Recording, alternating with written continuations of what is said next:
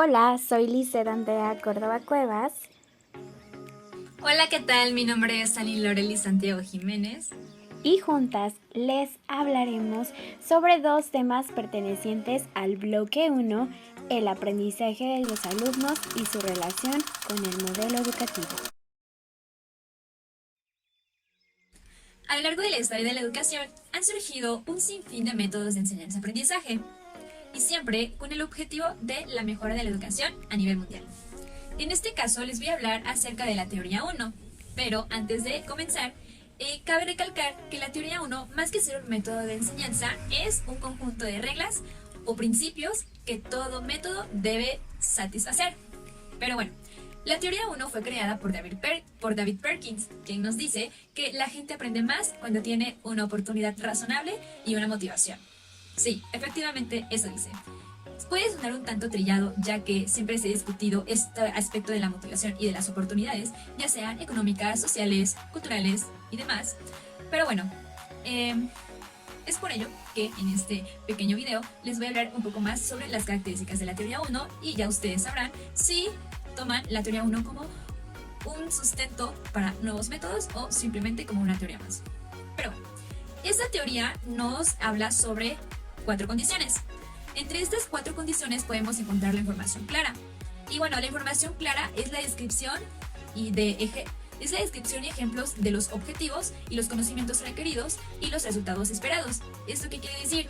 Que cuando nosotros como docentes queremos que el alumno lleve a cabo cierta actividad, cierto proyecto, etc., tenemos que ser totalmente claros, sin dejar ambigüedades, y debemos fortalecer qué es lo que esperamos que el alumno realice.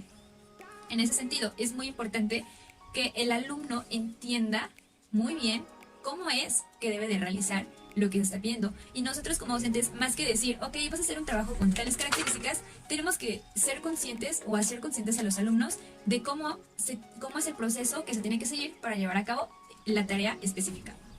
Y bueno, la segunda condición es la de la práctica reflexiva.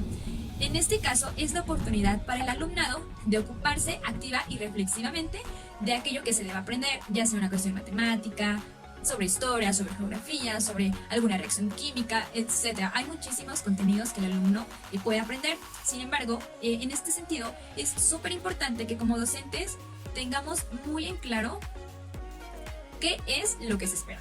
Es decir, que si nosotros les vamos a solicitar a un alumno que lea un libro, no solamente tenemos que hacerlo, como muchas veces lo hacemos, como, pues es que lo tiene que leer, porque viene en el plan y programas de estudios, que tiene que leer 10 libros al mes, entonces lo tienen que leer para que saque buenas calificaciones, para que apruebe a lo mejor el ciclo escolar, etc. No, lo que la práctica reflexiva nos dice es que nosotros hagamos conscientes a los alumnos, en el caso de este ejemplo de una lectura, que ellos analicen el contexto histórico donde se está desenvolviendo la historia. ¿Por qué? Bueno, pues porque de esta manera ellos van a comprender de una manera más eficaz qué es lo que la historia nos dice, y a lo mejor van a comprender por qué se dieron tales cosas, las causas, las consecuencias, cómo es que vivían en aquel tiempo, y pueden realizar a lo mejor una comparación o una transversalidad con un contenido de otra asignatura, por ejemplo la historia, cómo es que era antes y qué aspectos se mantienen en la actualidad o a lo mejor ya no están presentes. Y bueno, la tercera condición es la realimentación informativa. En ese sentido son los consejos claros y precisos para que el alumno mejore el rendimiento y pueda proceder de manera más eficaz. En otras palabras, la realimentación informativa es un aspecto a lo mejor muy repetitivo, porque siempre se ha dicho que como docentes debemos a lo mejor de decirles a los alumnos dónde estuvieron mal. ¿Por qué? No por el hecho de hacerlos sentir mal, sino de que ellos vayan conociendo cuál fue el error que cometieron, y de esta manera vayan siendo más conscientes de qué es lo que tienen que evitar para la próxima.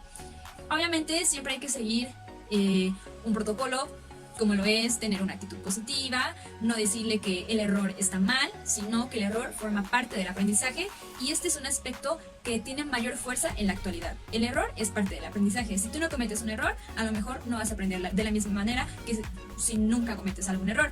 Y bueno, esta realimentación informativa tiene siempre que tener un objetivo claro.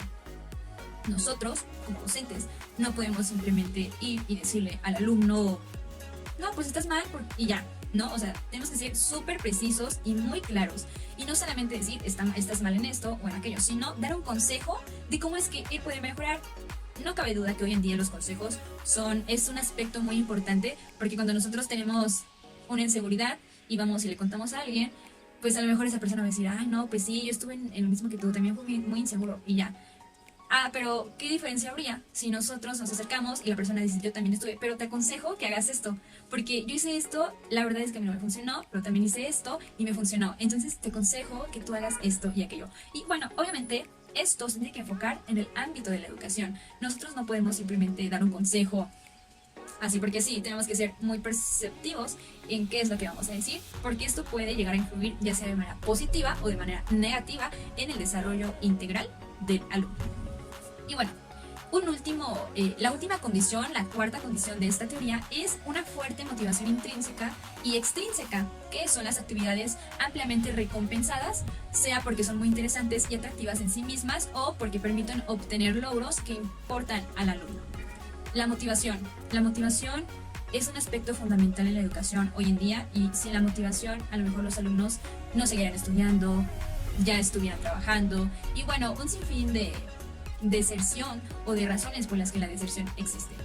La motivación por parte del maestro es un aspecto fundamental para el proceso de enseñanza-aprendizaje, y esta teoría lo recalca. A lo mejor intrínseca, pues el alumno no se da cuenta de que el maestro lo está motivando porque no se puede ver a simple vista. Pero la extrínseca, un ejemplo es el condicionamiento operante. ¿En qué consiste? Cuando el alumno participa de manera efectiva, consciente, maneja comprensión, maneja a lo mejor diversos aspectos de la enseñanza, o que demuestran que realmente está comprendiendo el tema. Ok, entonces yo le voy a dar a lo mejor un pequeño regalo, y de esta manera estoy motivando extrínsecamente al alumno. ¿Por qué? Porque en primer momento estoy recompensando su participación, le estoy agradeciendo con ese pequeño detalle que él haya participado, que él se haya esforzado, y bueno, de esta manera él se va a seguir motivando a lo largo de las siguientes clases y va a seguir siendo participativo. Bueno, ahora que ya sabemos un poco más sobre la teoría 1, voy a hablar sobre algunos modelos de enseñanza que cumplen específicamente con esas condiciones que David Perkins nos menciona en su teoría. Y bueno, es Adler quien nos menciona esos 3 modelos de enseñanza, comenzando con la instrucción didáctica, el entrenamiento y la enseñanza socrática. Estos 2 primeros poseen un aspecto más regulativo, ya que consisten en moldear y guiar el proceso de enseñanza-aprendizaje de los alumnos. Pero si nosotros como docentes queremos algo más flexivo y reflexivo, es justamente el modelo de la enseñanza socrática el que nos conviene a lo mejor aplicar un poquito más que los otros. Y bueno, es por ello por lo que en este caso me voy a enfocar un poquito más en este último modelo de la enseñanza socrática. Y bueno, en la enseñanza socrática, el maestro plantea un enigma conceptual e intenta investigar el asunto. Bueno, incita a que los alumnos investiguen más sobre este asunto, sobre qué es lo que piensan al respecto, qué posición se podría tomar, qué definiciones necesitan. En este modelo se proponen ideas y criterios. El maestro actúa como un incitador y un moderador de esta conversación, más que ser a lo mejor un guía o un moldeador del aprendizaje. Funciona como incitador. Él incita a los alumnos a que ellos investiguen, a que ellos reflexionen sobre cierto tema. Esta teoría, este modelo y esta teoría son aspectos muy interesantes que tenemos que tener muy presentes en nuestras prácticas educativas, ya que pueden repercutir de una manera positiva o negativa dependiendo de cómo es que nosotros las apliquemos. Y si entre más claras tengamos estas teorías, estos modelos, puede ser que funjan o que tengan un papel positivo en el proceso de enseñanza-aprendizaje de nuestros alumnos. Es por ello que los invito a que investiguen un poquito más sobre estos modelos. Y bueno, eso es todo de mi parte, los dejo con mi compañera Lisette.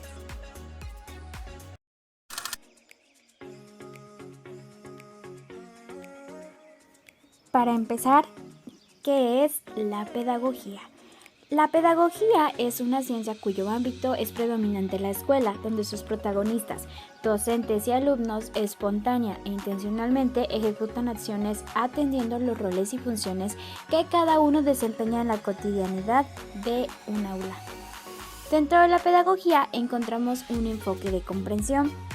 La comprensión, que se puede definir como el entender, justificar, contener y aplicar, es la aptitud para alcanzar un entendimiento de las cosas. Toma un papel relevante en el proceso de enseñanza, ya que dentro de los objetivos educativos se establece que el alumno debe aprender contenidos, pero también hacer uso efectivo de estos, es decir, hacer funcionar el conocimiento, el cual sea significativo y persistente en el alumno, yendo más allá de la memorización. Ahora veremos un ejemplo muy sencillo. En el equipo de fútbol de una escuela telesecundaria se ha presentado un reglamento para todos los integrantes, en donde se mencionan las reglas necesarias para jugar y generar un ambiente de convivencia. Uno de los jugadores puede conocer las reglas, pero si no llega a comprender el objetivo y los momentos en que están presentes las reglas ya estipuladas, puede cometer faltas o no tendrá la facilidad de ponerlas en práctica en cualquier momento. Si bien hemos mencionado la importancia de la comprensión para llegar a ella, es necesario considerar algunos elementos que serán de gran ayuda para que el alumno desarrolle capacidades prácticas como la explicación, la cual, de acuerdo a lo aprendido, les ayudará a expresarse con sus propias palabras. Ejemplificación. De acuerdo a lo aprendido, el alumno plantea ejemplos conforme al tema. Aplicación.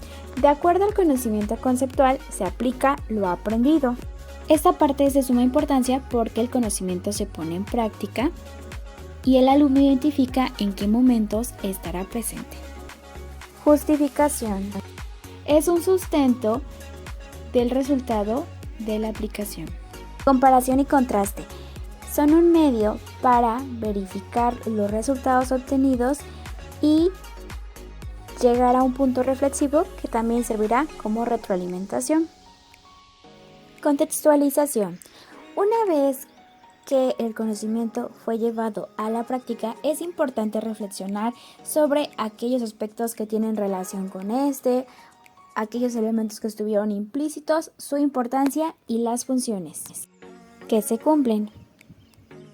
Finalmente, la generalización, que es un medio para determinar los principios generales del uso del conocimiento.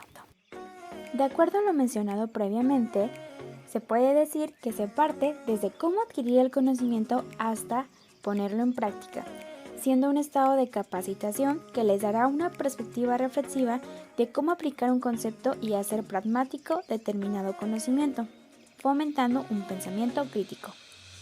Para una pedagogía de comprensión, el docente debe emplear imágenes mentales que marcan un sentido de expresión para abarcar cualquier tema. Una imagen mental es un tipo de conocimiento holístico y coherente.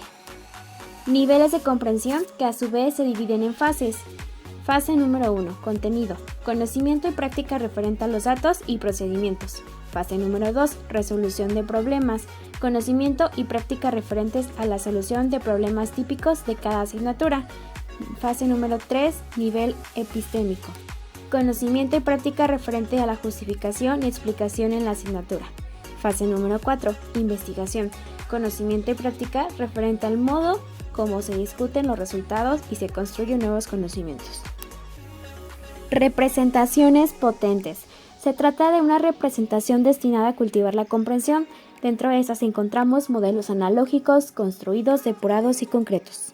Temas generadores. Son aquellos medios que se emplean para llamar la atención de los alumnos al momento de abordar los temas de las determinadas asignaturas. Y finalmente, ejemplos para la enseñanza que incluyen representaciones de la parte conceptual, es decir, que el alumno haga una relación entre lo que aprendió y una representación de la realidad.